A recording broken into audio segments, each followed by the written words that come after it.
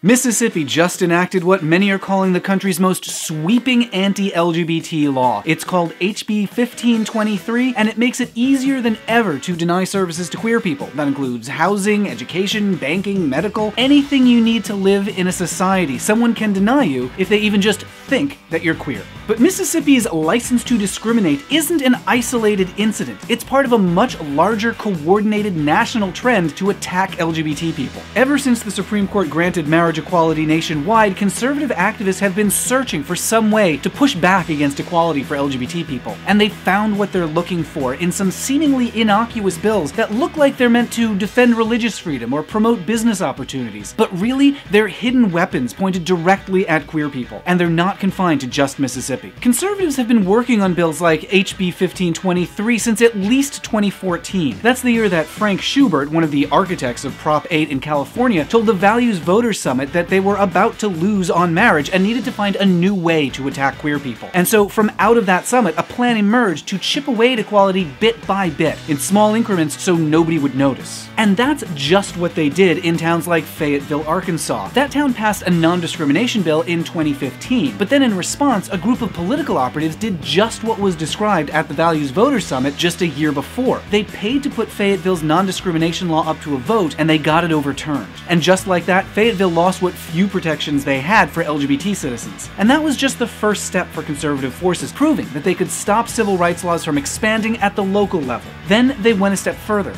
the state level, with an Arkansas bill called SB 202. That one banned cities and towns and counties from passing any new civil rights protections statewide. This was clearly a test. Tony Perkins at the Family Research Council called it a roadmap for other states. And sure enough, after SB 202 passed in Arkansas, we saw copycat bills just like it all over the country. Some, like Mississippi's HB 1523, made it easier to withhold services from queer people, and others, like SB 202 in Arkansas, made it illegal for towns to pass new civil rights laws. Occasionally, one of these bills will get widespread attention, like when Mike Pence signed a license to discriminate bill in Indiana, or when North Carolina passed something similar. But usually they fly under the radar because the legal jargon in them seems boring, or because they seem like minor changes. But the effect will be huge. People kicked out of their homes or schools, people turned away from hospitals or denied necessary government services like getting a license or calling 911. These aren't hypothetical. They're things that have happened and are legal in states where license to discriminate bills have been passed. And now that Republicans are in power, new guidance from the Trump administration could lead to a nationwide license to discriminate. In October, Jeff Sessions moved to establish new federal policy that could make it easier than ever in every state to refuse services to queer people. These anti-gay activists have cleared a path to discrimination at the local level, at the state level, and now they're expanding at the national level. If they're successful, they could wipe out decades of progress. So is there anything to be done about it?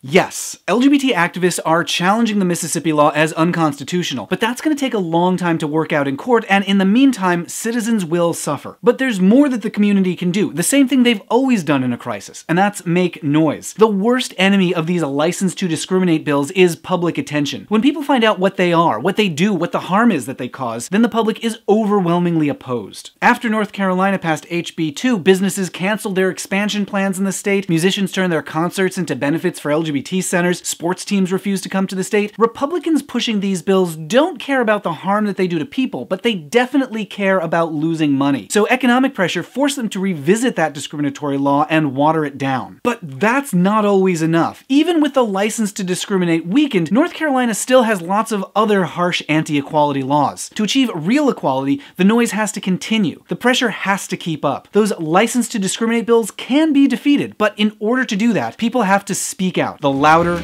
the better.